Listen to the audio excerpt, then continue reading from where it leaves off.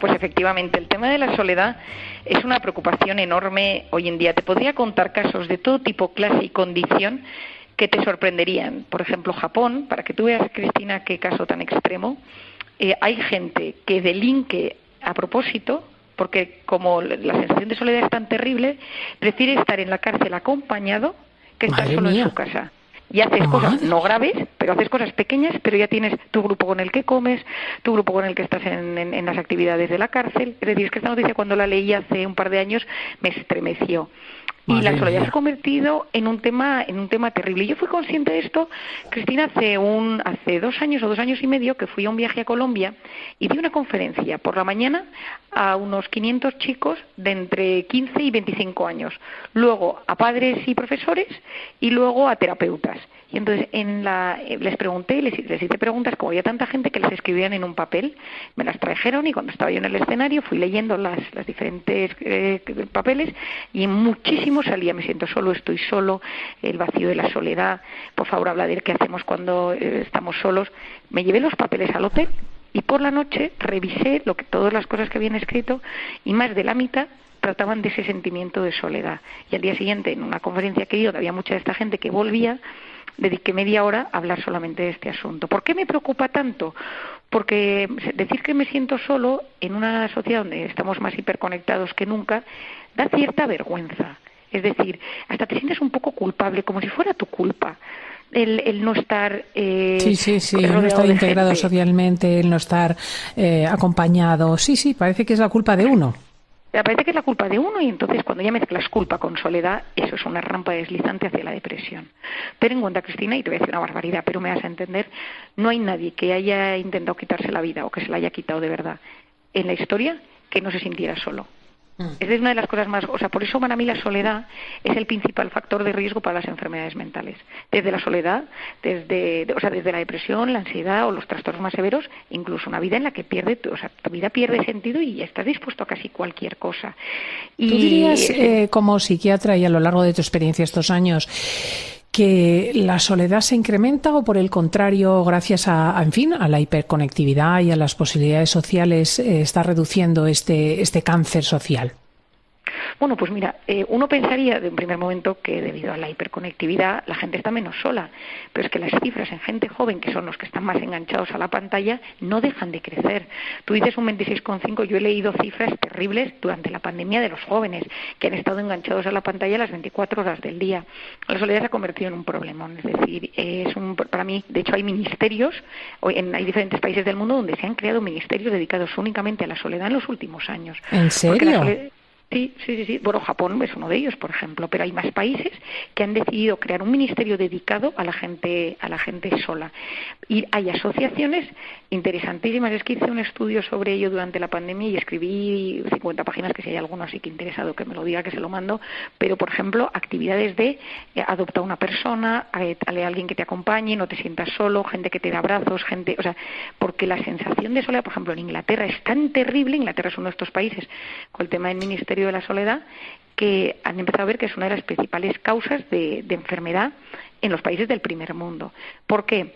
Porque sentirse solo está muy estigmatizado en una sociedad donde le damos muchísima importancia a la imagen, en la gente que proyecta en sus redes sociales, donde damos esa imagen idílica de la vida, ¿no? Y entonces, Bueno, hay es que que lo de pensar las en... redes sociales, lo comentaba el otro día con Santiago Segura, es de traca, ¿no? Mirar Instagram, todo el mundo comiéndose unas langostas en unas playas, con unos novios, unas novias apabullantes, ellos guapísimos.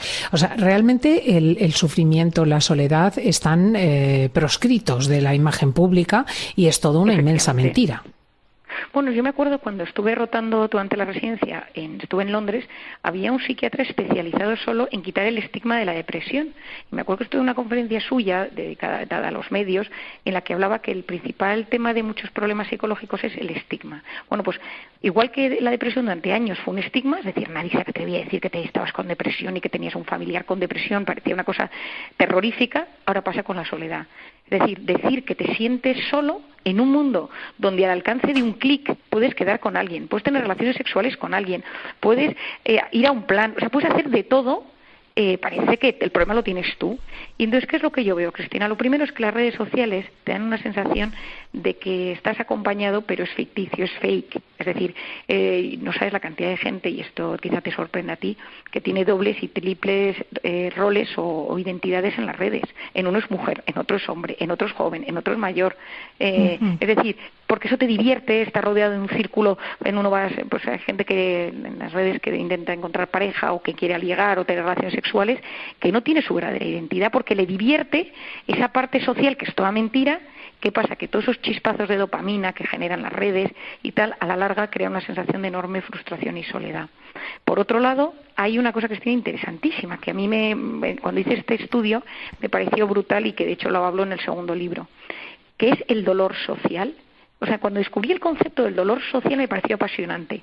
Cuando uno se siente excluido, cuando uno se siente rechazado, cuando uno se siente solo, cuando uno no se siente integrado, hay un impacto directo en el cerebro, en una zona del cerebro que se llama la corteza cingulada anterior, que por Dios que nadie se acuerde, pero es la misma zona que se activa cuando uno tiene una herida física o una lesión o una fractura.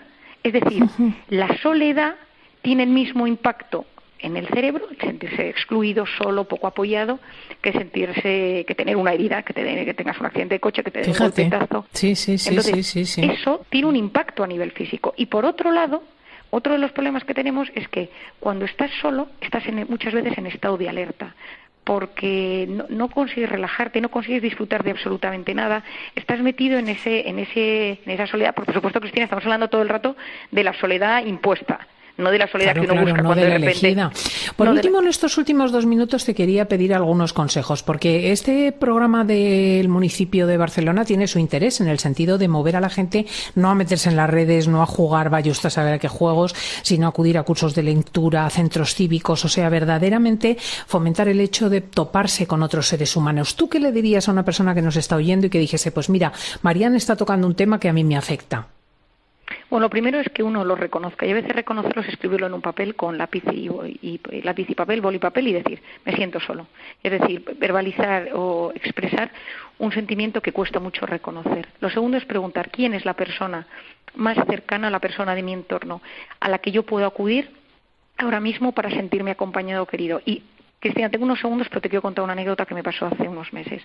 Tuve a un chico joven que me reconoció que se sentía muy solo, se pasó toda la sesión llorando diciéndome que estaba muy solo y que no tenía nadie en su vida. Su padre falleció por COVID, su madre está en otro país y no puede entrar en España porque es de los países donde no puede entrar, no tiene amigos, ha perdido el trabajo, y todo el rato me decía esta sensación de soledad. Y entonces yo le dije, ¿no? Dime una persona que ahora mismo pudiéramos tener un acceso a esta persona para que, porque no quiero que estés así de solo, porque tu vida, o sea, me da miedo que te sientas tan absolutamente solo, que es la gran lacra de la pandemia. Entonces, en un momento me dijo, bueno, pues hay una persona que cuando hace unos años vivía yo en otra ciudad, con la que yo coincidí, que fue un gran amigo y significó mucho para mí, luego trabajé para él, y delante de él le pedí el teléfono y llamé a esta otra persona y le dije, te va a ir a visitar, delante del paciente, ¿eh? Y sí, cogió el coche y se fue directamente a Barcelona y se fue a Barcelona a verle. Y estuvieron todo el fin de semana juntos, paseando, hablando de la vida y tal, ¿no? Y entonces me dijo, me ha curado esto más que muchos antidepresivos. A veces hay que dar ese primer paso de buscar en nuestra mente, en nuestros conocidos, a alguien que nos ayude. Y no tener miedo, Cristina, si esto va a más, de pedir ayuda. Hay asociaciones, esto de Barcelona me parece que es una grandísima idea. En Barcelona hay mucha gente que se siente sola, es un problema de las ciudades grandes más que de las pequeñas, curiosamente, pero claro, es la cercanía que te conoces con todo el barrio, y que uno sepa pedir ayuda, Cristina, porque lo que he dicho al principio, todas las enfermedades graves psicológicas o psiquiátricas tienen un componente que en algún momento te sientes solo, incomprendido o rechazado. Y entonces, si puedes pedir ayuda, hay mecanismos, hay herramientas para salir de ello. Marian Rojas, verdaderamente un placer. Muchísimas gracias por ayudarnos. Un abrazo muy fuerte. Gracias, Cristina. Un abrazo muy grande.